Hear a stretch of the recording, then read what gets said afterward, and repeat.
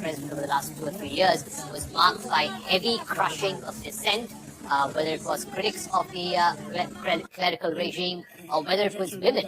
At one point of time, a lot of women had come out against the clerical regime, against the regime of the Ayatollahs, and protested against clerical used the Iran Revolutionary Guard as well as other instruments of the state to unequivocally crush down dissent.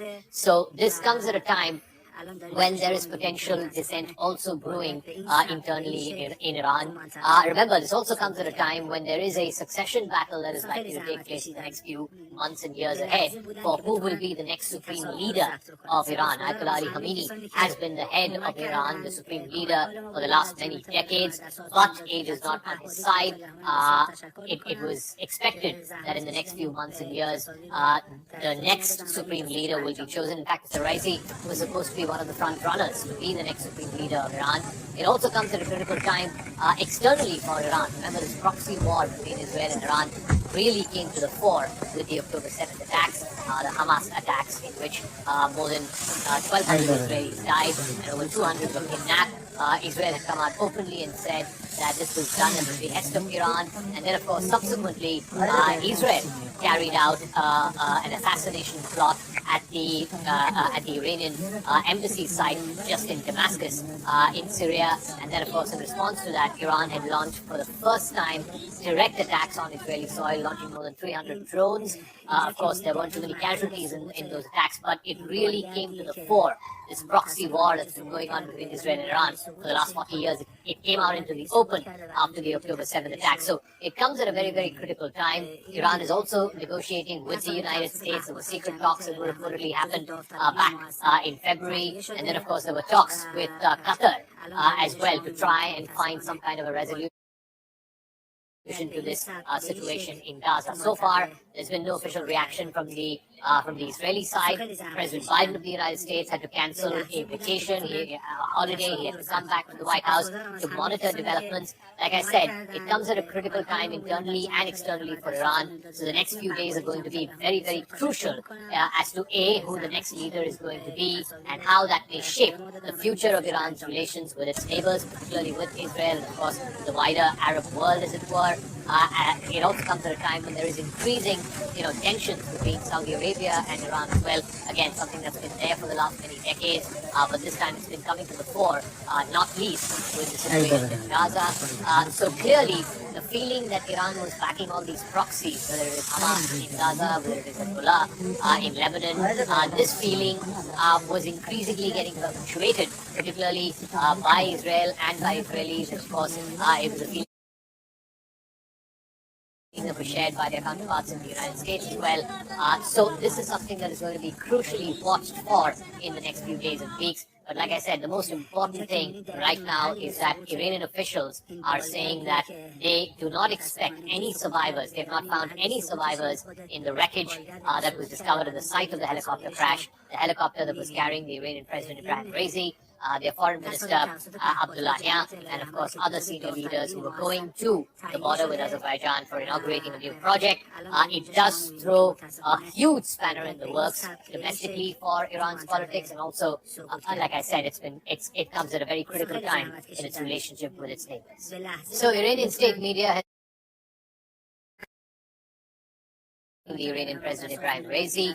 No survivors have been found, is what they're saying. Raisi, along with the Iranian Foreign Minister Abdullahian, were... The other big international update we're tracking, Iranian President Ibrahim Raisi has died, along with Iranian Foreign Minister, when their chopper crashed near the village of Tagil in Iran's East Azerbaijan province. The helicopter has been identified as a US-made L-212. Images from the site showed the aircraft had slammed into a mountain peak, although the official cause of the crash is still unknown. Rescue teams battled blizzards and challenging terrain throughout the night to reach the wreckage, but upon discovering the crash site, it was discovered that there was no sign of life that was detected. My colleague Abhishek Jha is joining us with more. Abhishek, tell us officially what are Iranian authorities saying, and what is the likely forward path as far as the Iranian government is concerned? Well, the Iranian government has of course announced that it has seen it, Ibrahim Raisi, and its senior colleague, Foreign Minister Amir Abdulhan. We know that Iranian embassies across the world, they have also flying their flag half-mast, that is a symbol of mourning for death with the respective leadership. Now, the way forward is very present over the last 2 or 3 years was marked by heavy crushing of dissent. Whether it was critics of the clerical regime or whether it was women. At one point of time, a lot of women had come out against the clerical regime, against the regime of the Ayatollahs, and protested against clerical used the Iran Revolutionary Guard as well as other instruments of the state to unequivocally crush down dissent. So this comes at a time when there is potential dissent also brewing internally in Iran. Remember, this also comes at a time when there is a succession battle that is likely to take place in the next few months and years ahead for who will be the next supreme leader of Iran. Ayatollah Ali Khamenei has been the head of Iran, the supreme leader for the last many decades, but age is not on his side. It was expected that in the next few months and years, the next supreme leader will be chosen. In fact, Mr. Raisi was supposed to be one of the front runners to be the next supreme leader of Iran. It also comes at a critical time externally for Iran. Remember, this proxy war between Israel and Iran really came to the fore with the October 7th attacks, the Hamas attacks, in which more than 1,200 Israelis died and over 200 were kidnapped.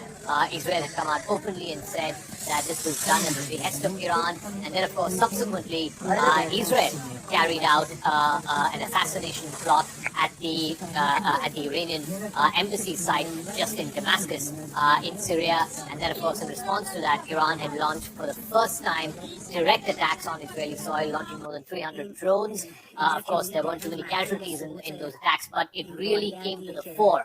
This proxy war that's been going on between Israel and Iran for the last 40 years, it came out into the open after the October 7th attack. So it comes at a very, very critical time. Iran is also negotiating with the United States. There were secret talks that would reportedly happened back in February. And then, of course, there were talks with Qatar as well to try and find some kind of a resolution to this situation in Gaza. So far, there's been no official reaction from the Israeli side. President Biden of the United States had to cancel a vacation, a holiday. He had to come back to the White House to monitor developments. Like I said, it comes at a critical time internally and externally for Iran. So the next few days are going to be very, very crucial as to who the next leader is going to be and how that may shape the future of Iran's relations with its neighbors, particularly with Israel and, of course, the wider Arab world, as it were. It also comes at a time when there is increasing, tensions between Saudi Arabia and Iran as well. Again, something that's been there for the last many decades, but this time it's been coming to the fore, not least with the situation in Gaza. So clearly, the feeling that Iran was backing all these proxies, whether it is Hamas in Gaza, whether it is Hezbollah in Lebanon, this feeling was increasingly getting perpetuated, particularly by Israel and by Israelis. Of course, it was a feeling that was shared by their counterparts in the United States as well. So this is something that is going to be crucially watched for in the next few days and weeks. But like I said, the most important thing right now is that Iranian officials are saying that they do not expect any survivors. They have not found any survivors in the wreckage that was discovered at the site of the helicopter crash, the helicopter that was carrying the Iranian President Ibrahim Raisi, their foreign minister Abdullahian, and of course other senior leaders who were going to the border with Azerbaijan for inaugurating a new project. It does throw a huge spanner in the works domestically for Iran's politics, and also, like I said, it comes at a very critical time in its relationship with its neighbors. So Iranian state media has the Iranian President Ibrahim Raisi. No survivors have been found, is what they're saying. Raisi, along with the Iranian Foreign Minister Abdullahian, were... The other big international update we're tracking, Iranian President Ibrahim Raisi has died, along with Iranian Foreign Minister, when their chopper crashed near the village of Taril in Iran's East Azerbaijan province. The helicopter has been identified as the US L-212. Images Images from the site showed the aircraft had slammed into a mountain peak, although the official cause of the crash is still unknown.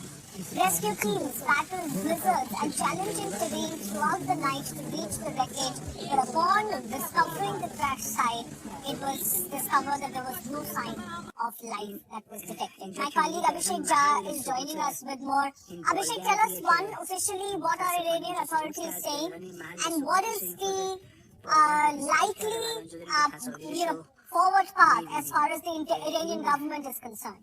Well, the Iranian government has of course announced that it has been dead to Ibrahim Raisi and its senior colleague, Foreign Minister Amir Abdulhan. We know that Iranian embassies across the world, they have also flying their flag half-mast, that is a symbol of mourning for death with the respective leadership. Now the way forward is very